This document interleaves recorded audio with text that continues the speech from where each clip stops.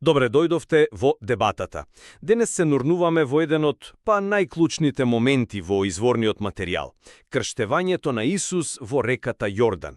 Ова не е само некој историски настан, туку момент кој ја дефинира целата приказна што следува. Точно така. И прашањето што произлегува од овој настан е суштинско. Каков идентитет се открива тука? Дали моќта се покажува преку доминација или пак преку служење? Оваа тензија, поставена уште на самиот почеток, го обликува сето она што доаѓа потоа. Да, централното прашање за кое ќе разговараме е токму тоа.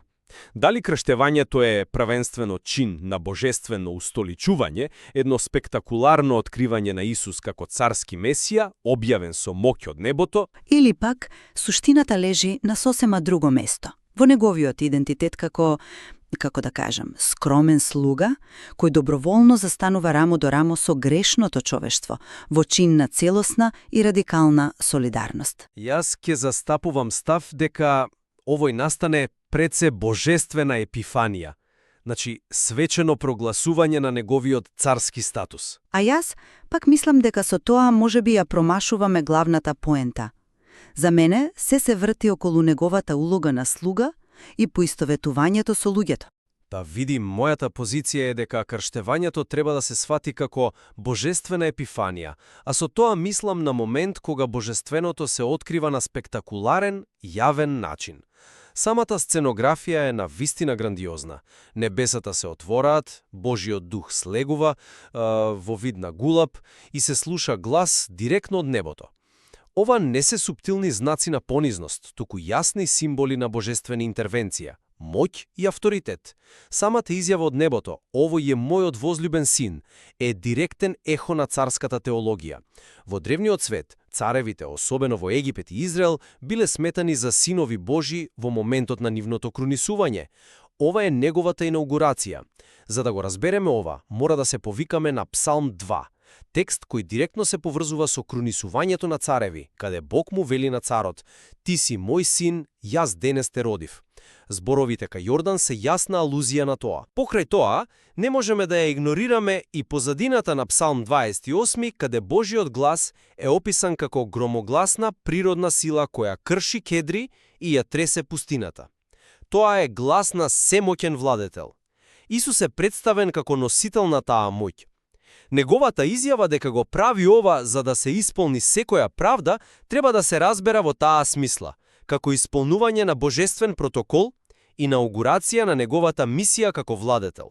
Разбирам за спектакуларноста на отворените небеса, да, ама како таа слика на моќ се вклопува со фактот дека тој доброволно стои во ред со грешници? Зарем тие две слики не се во директен конфликт? За мене, токму тој чин на Исус да застане во водата со сите останати е срцето на настанот. Тој, кого изворниот материјал го представува како безгрешен, го зазема местото на оние на кои им е потребно покаяние. Тоа е, како да се изразам, врвен израз на понизност и солидарност. И додека ти се повикуваш на царските псалми, гласот од небото прави нешто уште подиректно. Тој спојува две традиции. Да, ја имаме изјавата "Ти си мојот син", но веднаш потоа доаѓа и "Во кого ми е сета милост", што е речиси директен цитат од песната за слугата од пророкот Исаија. А тој слуга е само нетипичен моќен владетел. Описан е како некој што нема да вика, ниту ќе го крева својот глас. Скршена трска нема да скрши. Тоа е лик на сочувствителен ослободител, не на громогласен цар. Дори и коментарот на текстот од Исаија сугерира дека овој слуга не е само индивидуа, туку може да биде и колективен ентитет, целиот народ на Израел. Кога Исус им се придружува во крштевањето, тој буквално станува глава на тој народ слуга. Тој не се издигнува над нив како монарх, туку се спушта меѓу нив како нивни представник. Гледам зошто го нагласуваш цитатот од Исаија, апсолутно, но дозволи ми да понудам поинаква перспектива. Не мислам дека тие две слики се во конфликт, туку дека постои јасна хиерархија. Примарната изјава, темелот на неговиот идентитет, е "Овој е мојот син". Таа ја дефинира неговата суштина. улогата на слуга, која доаѓа од Исаија, го опишува начинот на кој тој ќе владее. Тоа е стилот на неговото царство, владење со благост, наместо со присила. Но тоа не го негира неговиот фундаментален статус како цар. Напротив, тоа го прави уште повеличествен. Замисли го тоа како најмокниот светски лидер да не се појави во блиндирана лимузина, туку да дојде со градски автобус и да седне до тебе. Пораката не е дека тој не е мокен, туку дека неговата мок има поинаква цел. Сцената останува прогласување на неговиот авторитет.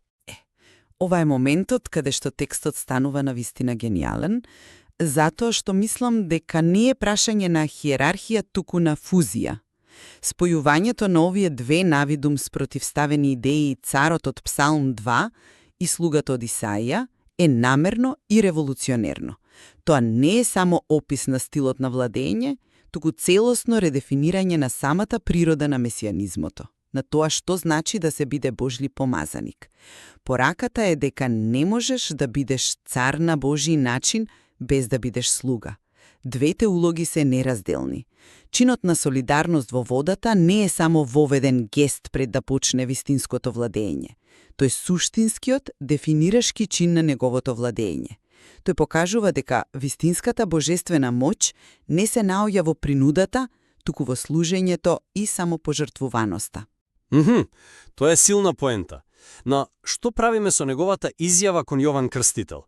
Кога Јован се двоуми да го крсти, Исус вели: "Остави го сега тоа, зашто нам ни предстои да ја исполниме секоја правда." Овој јазик звучи многу формално, речиси ритуално. Зборот правда овде сугерира исполнување на еден божествен план, еден вид протокол. Тој е свечен чин на усогласување со Божјата волја, а таа волја во контекст на отворените небеса и божествениот глас е инаугурацијата на Месијата цар. Ова е церемонија на устоличување, а не само спонтанен гест на емпатија. Тој ја исполнува правдата со тоа што официјално ја презема својата доделена улога. Кекај, тука мислам дека го толкуваме зборот правда на два различни начина. Кога ти го слушаш, мислиш на протокол, на исполнување на законски или церемонијални обврски. Но се чини дека библиското сваќање на правдата е многу поактивно и релационо, нели? Правдата не е само да се следат правилата, туку активно да се поправаат работите што се погрешни во светот, да се врати хармонијата во односите со Бога и меѓу луѓето. Се согласувам дека има поширока смисла, но во овој конкретен контекст, со оглед на свеченоста на моментот, ми се чини дека доминира идејата за божествен ред и пропис. Јас пак мислам дека е токму спротивното. Ако ја погледнеме таа правда низ очите на пророкот Исаија, чиј текст е директно цитиран, што е Божјата правда? Тоа е ослободување на заробените, враќање на видот на слепите, носење добра вест за сиромашните. Тоа е спасителна ослободителна правда. Со тоа што се поистоветува со грешното човештво во Јордан, Исус ја започнува токму таа мисија. Тој не исполнува некаков апстрактен протокол, тој започнува конкретна акција на спасение. Неговото крштевање е првиот чекор во таа активна поправна правда. Тоа е чин на спасителна солидарност, што е многу повеќе од формална инаугурација. Добро, го прифаќам тоа дека правдата е побогат поим, но дури и да е така, не можеме да ја игнорираме огромната моќ што е во позадина. Да се вратиме на Псалам 28. Гласот што се слуша од небото не е шепот, не е нежен глас. Традицијата го поврзува со глас што ја тресе земјата, глас на семоќниот Бог кој владее над стихиите. Дури ако тој цар избира да биде нежен, како што опишува Исаија, тоа не ја намалува неговата суверена моќ. Всушност би рекол дека само вистински цар може да си дозволи таква понизност без да го изгуби авторитетот. Нежноста на слугата е само еден аспект на овој моќен цар, но не го дефинира. Тоа е привлечен аргумент, да, но дали си размислил дека Псалм 28 може би служи како намерен контраст за да се нагласи парадоксот? Текстот од Исаија е оно што е директно вткаен во клучната реченица од небото, што му дава овај предност во толкувањето. Може би поентата е токму оваа, тој што го има гласот што ги крши кедрите, тој што ја поседува сета моќ описана во Псалмот, свесно избира да не действува така. Неговиот избор да се представи како нежен слуга е токму тоа што е толку радикално и значајно. Моќта не е отфрлена, туку е целосно ставена во служба на љубовта и служењето. Не е цар кој понегогаш е слуга, туку цар чија суштина на владење е служење. Тоа е фундаментална разлика. Тука би сакал да те предизвикам малку. Ако суштината е само служење и понизност, зошто воопшто е потребен целиот спектакуларен приказ? Зошто се отвораат небесата? Зошто слегува духот на толку видлив начин? Сите тие елементи се јазик на моќ и божествена потврда. Ако пораката беше само за понизноста, зар не ќе беше доволно тој тивко да влезе во водата без никаква божествена манифестација? Се чини дека небесниот приказ е таму за да не остави сомнеш за тоа кој е тој, дури и додека избира да действува на неочекуван начин. Тоа е одлично прашање. Но може би гледаме на тоа од погрешен агол. Може би небесниот приказ не е таму за да ја потврди неговата моќ наспроти неговата понизност, туку за да го потврди самиот чин на понизност како божествено одобрен. Како Бог да вели: да, токму ова. Овој чин на солидарност, ова спуштање меѓу луѓето, ова е она што ми е угодно. Ова е мојот син, не кога се седи на престол, туку кога стои во каливата вода на Јордан. Значи, спектакуларното не ја негира понизноста, туку ја издигнува како врвен божествен чин. Небесата се отвораат не за да го прогласат за цар во традиционална смисла, туку за да го прогласат овој пат на служење како вистински царски пат. На крајот, мојата позиција останува дека крштевањето со сите негови надприродни елементи, отворените небеса, гласот на Бога, слегувањето на духот, непогрешливо го представува Исус како божествен цар. Тој е чин на свечено прогласување на неговото владење. Неговата мисија на служење и благост произлегува од неговиот вроден царски авторитет и е израз на тој авторитет, а не негова суштина. Од моја гледна точка, иако царските мотиви се неоспорно присутни, тие се целосно преобразени. Одлуката на Исус да им се придружи на грешниците во Јордан и директната поврзаност со пророштвото за слугата го дефинираат неговото месијанство првенствено преку понизност и солидарност. Неговото царство е радикално поинакво од земните сваќања на моќта, тоа е царство кое се воспоставува и постои преку служење.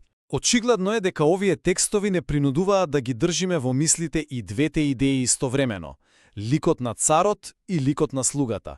Може би не можеме целосно да ги одвоиме. Токму така. И може би клучниот увид не е само дека Исус е и цар и слуга, туку дека изворниот материјал целосно ја редефинира моќта. Вистинската божествена моќ не се покажува со сила од озгора, туку со солидарност од одола. Тоа е парадоксот што го менува се, и разбирањето на оваа тензија е клучно за да се свати комплексноста на личноста представена во материјалот, кој нуди уште многу простор за истражување.